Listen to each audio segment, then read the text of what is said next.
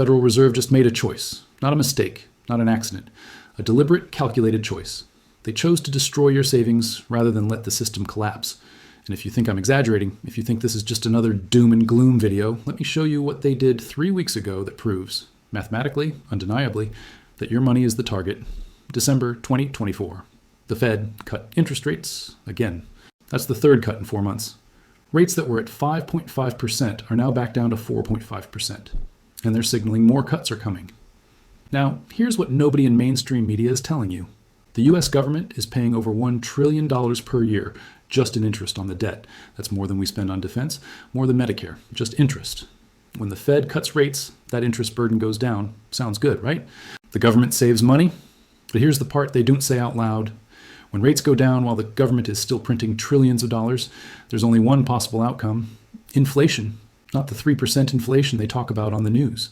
Real inflation, the kind that destroys currencies, the kind that happened 3 times before in history, always following the exact same pattern. And we're watching that pattern repeat right now in real time. By the end of this video, you'll understand exactly what the Fed just did, why they had no other choice, and most importantly, what happens to your bank account, your paycheck, and your retirement when this pattern reaches its inevitable conclusion. Because this has happened before. 3 times, same stages, same warning signs, same catastrophic ending. Let me show you the pattern they don't want you to see. But first, you need to understand the 4 stages. Every currency collapse in history follows the same 4 stages. Not similar stages, identical stages, like a mathematical formula that plays out the same way every single time. Stage 1, sound money and discipline. A country's money is backed by something real. Gold, silver, something you can actually hold. The government can't print unlimited amounts because there's a physical limit. This creates discipline, trust, stability. Stage 2, expansion and temptation. Success breeds confidence. The government starts spending more than it collects.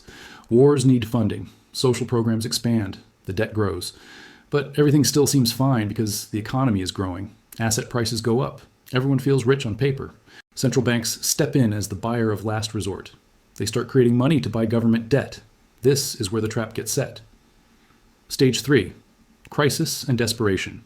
The debt becomes impossible to pay back. Interest payments eat up more and more of the government's budget. The central bank faces a choice: either raise interest rates and crash the economy immediately, or keep printing money and slowly destroy the currency.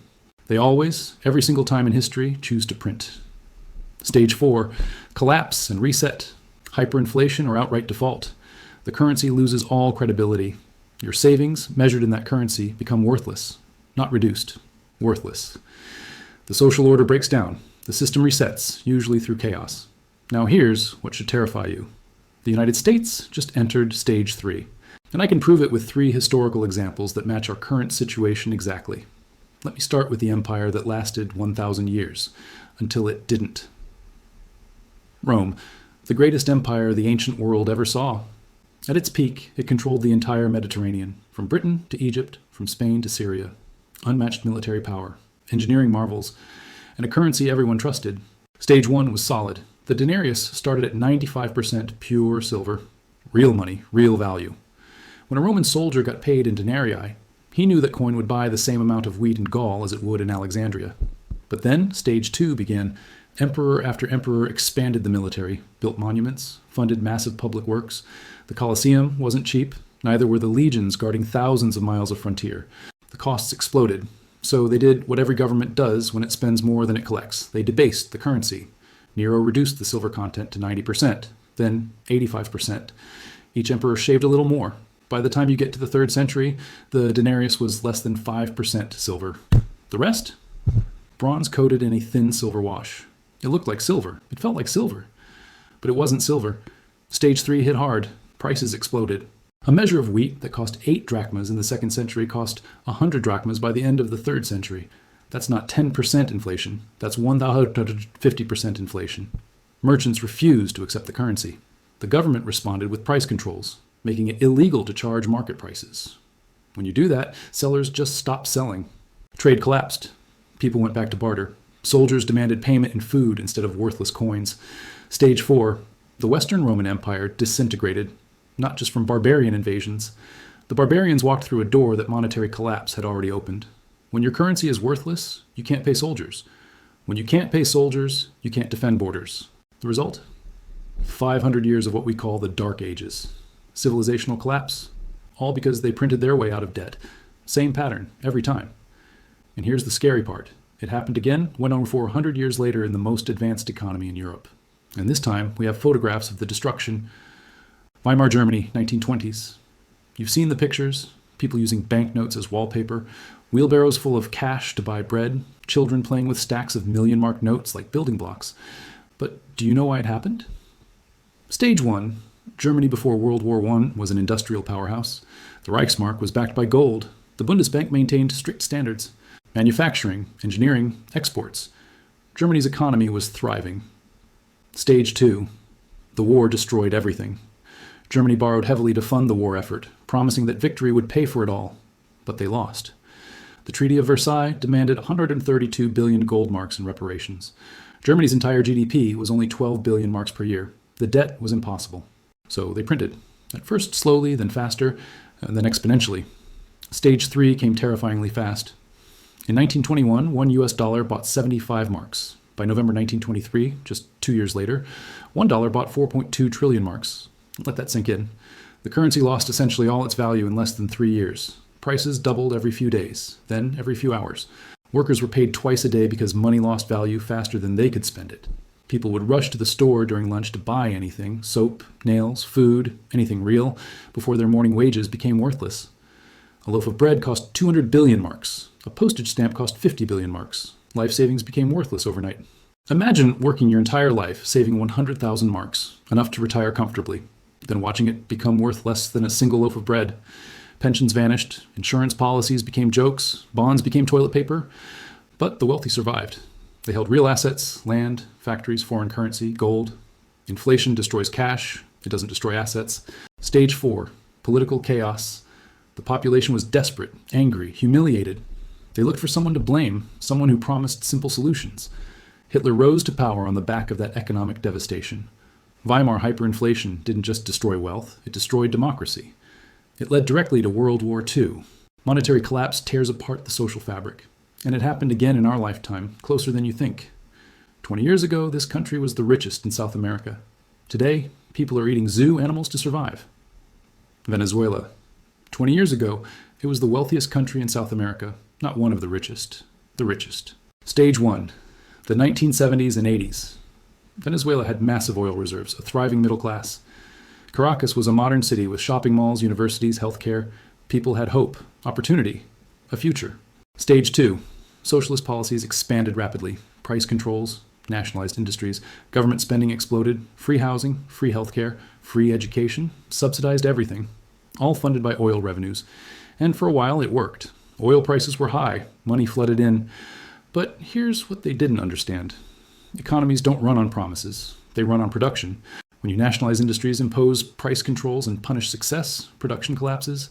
Then oil prices crashed in 2014. Stage 3, the government was trapped. It had made promises it couldn't keep, but revenues were gone. So they printed bolivars, massively, exponentially. Inflation hit 300% in 2017, then 1,000% by 2018. That's not a typo. 1,000,000%. Prices doubled every 18 days. Grocery stores emptied. Not because there was no food, but because price controls made it illegal to charge what food actually cost. Farmers stopped farming. Why work for currency that's worthless? Medicine disappeared. People died from treatable conditions because hospitals had no supplies. People lost an average of 24 pounds, not from dieting, but from hunger, in one of the most resource-rich countries on Earth. Stage 4. Over 7 million people fled. That's 23% of the entire population. They walked across borders with whatever they could carry. This wasn't a resource problem. Venezuela has more oil than Saudi Arabia. This was a monetary problem, a government spending problem. They printed their way into poverty. And here's what nobody wants to admit. The United States is following the exact same script. Let me show you the 3 things the Fed did in the last 90 days that prove we're in stage 3. The United States used to have stage 1 discipline. After World War II, the dollar became the global reserve currency. It was backed by gold at $35 per ounce. Other countries could exchange dollars for physical gold. This created real limits, real accountability. The 1950s and 60s saw incredible growth, rising wages, an expanding middle class. The American dream was real because American currency was real. But stage one ended in 1971, August 15th. President Nixon closed the gold window. No more gold backing, no more convertibility. The dollar became pure paper. Why? Because the US had printed too many dollars. France started demanding gold. Other countries followed. Nixon knew Fort Knox would be empty within months, so he ended it. Stage one was over. Stage two has lasted 53 years, and the debt has exploded. In 1971, $398 billion in federal debt. Today, $36 trillion. That's a 9,000% increase. But here's where it gets insane. After 2008, the Fed started quantitative easing, which is just a fancy term for printing money. They created dollars out of thin air and used them to buy government bonds. The Fed's balance sheet went from $800 billion to $4.5 trillion. Then COVID hit, and they went nuclear. $3 trillion printed in 3 months. The largest money creation in human history. The Fed's balance sheet exploded to $9 trillion. Congress added $6 trillion more in stimulus, unemployment benefits, and PPP loans. Total, $9 trillion created out of nothing. At first, inflation didn't show up. People thought we got away with it. The money sat in bank reserves and asset markets first. But by 2022, inflation hit 9.1%, the highest in 40 years. Gas doubled, groceries jumped 30-40%. Everything became more expensive, so the Fed raised rates from 0% to 5.5% in less than 18 months, the fastest rate hikes in modern history. And this is where stage three begins. The U.S. government now pays over $1 trillion per year just in interest. That's 13% of the entire federal budget. Gone. Just to service debt. If rates stay at 5.5%, interest payments will hit $1.5 trillion. If rates go to 7%, still below the historical average, interest will exceed $2 trillion per year.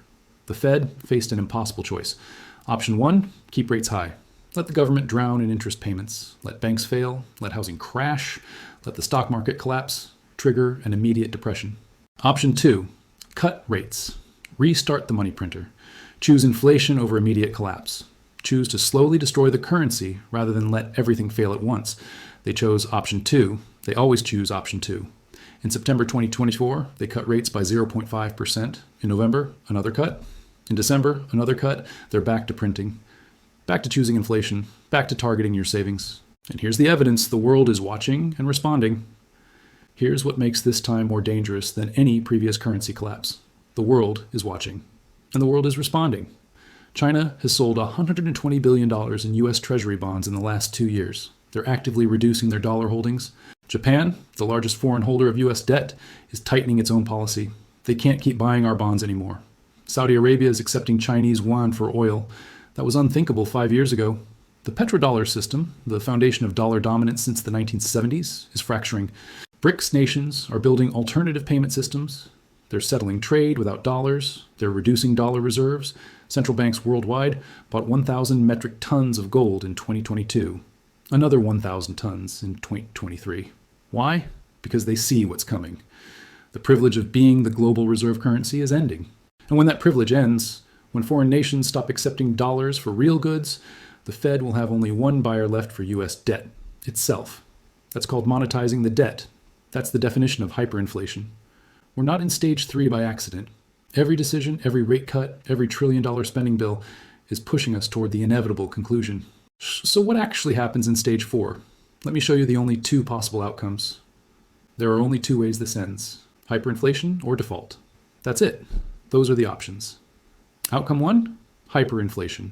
The Fed keeps printing, keeps cutting rates, keeps monetizing debt. Inflation doesn't stay at 3% or 5%. It goes to 10%, then 20%, then 50%, then 100%. Your salary stays the same, but everything costs exponentially more. You'll still have the same number of dollars in your bank account. They just won't buy anything. This already happened in Germany, in Venezuela, in Zimbabwe, in dozens of countries throughout history. Outcome two, default. The government admits it can't pay. Bond markets collapse instantly. Interest rates spike to 20%, 30%, 40%. Credit freezes completely. Banks fail by the hundreds. The FDIC insures $9 trillion in deposits, but has only $100 billion in reserves. That's 1%. If the system collapses, your bank deposits vanish. Social Security checks stop, Medicare payments stop, government services stop. When the money stops, everything stops. Which one will they choose? History gives us the answer. Governments always choose hyperinflation over default. Always. 100% of the time. And why? Because default is immediate political suicide. You admit failure. You face immediate consequences. Hyperinflation lets you pretend it's not your fault. You can blame corporations. You can blame foreign adversaries. You can delay the reckoning for months or even years. But both outcomes destroy the middle class. Both outcomes concentrate wealth at the top. Now let me destroy the excuses you're probably thinking right now. I know what you're thinking. I can hear the objections. This time is different. That's what they always say. Every single time. Rome thought they were different. Weimar thought they were different. Venezuela thought they were different. They were all wrong. The dollar is the reserve currency. The world needs dollars. For now. That status isn't permanent. It's a privilege granted by the rest of the world. And that privilege is eroding. Dollar share of global reserves, 70% in 2000. Below 60% today. Falling every year. America is too powerful, too innovative. Venezuela had the most oil. Rome had the most powerful military. Weimar Germany was an industrial titan. Power doesn't protect you from monetary collapse. Innovation doesn't matter if your currency is worthless. You can't eat technology. The Fed has tools. They won't let it collapse. Who's they? The same people who said inflation was transitory. The same people who said subprime mortgages were contained. The same people who printed $9 trillion and said it wouldn't cause inflation. They don't control this anymore. The math controls it. Reality controls it. Every excuse is just denial wrapped in wishful thinking. So what do you actually do? Here's the 6-step framework. You can't stop what's coming, but you can protect yourself. Here's how. Step 1. Understand the game. This might take 2 years or 10 years, but the direction is clear. Position yourself accordingly. Step 2. Move assets out of pure dollars. You need dollars for daily life, but don't hold all your wealth in dollars. Real estate in strategic locations, productive land, rental properties. Physical property can't be printed. Gold and silver. Real things with real demand. Gold has been money for 5,000 years. Every fiat currency has eventually failed. Gold hasn't. Equity in productive businesses. Companies with pricing power that can raise prices as inflation rises. Foreign assets, Swiss francs, Norwegian kroner, Singapore dollars. Diversified geographically. Step 3. Increase your skills. Skills are inflation-proof. Nobody can devalue your knowledge. Learn practical skills. Fixing, building, growing food. Step 4. Build community. When systems fail, people survive through cooperation. Invest in relationships now. These networks become critical when institutions fail. Step 5. Stay informed. Don't trust mainstream narratives. They'll tell you everything is fine until the day it isn't. Follow people who predicted 2008, who predicted COVID inflation, who understand the pattern. Step 6. Act now. Stage 4 doesn't announce itself. It happens fast, exponentially fast. Venezuela went from prosperous to collapsed in 5 years. Weimar went from stable to hyperinflation in 2 years. The window for preparation is closing. Act while you can. The Federal Reserve made their choice. They chose to print. They chose inflation. They chose to destroy the currency rather than face immediate collapse. Now you have to make your choice. You can deny it. You can hope it goes away. You can trust the people who have been wrong about everything. Or you can prepare. You can act. You can protect yourself and your family. The pattern is clear. The history is undeniable. Rome fell. Weimar collapsed. Venezuela disintegrated. All followed the same 4 stages. All ignored the warning signs. All believed this time is different.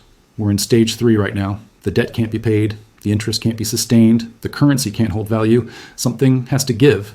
And that something is your savings, your paycheck, your future. Don't be the person who saw it coming and did nothing. Don't be the person who understood the pattern but failed to act. Because when stage 4 hits, when hyperinflation takes hold or default occurs, there are no second chances. There are no do-overs. There's just before and after is too late. The Fed chose hyperinflation over collapse. Your savings are the target. The clock is ticking. Drop a comment below. What are you doing to prepare? Where do you disagree? I read every comment. Hit subscribe button. The pattern doesn't care if you believe in it. It just unfolds like every time before.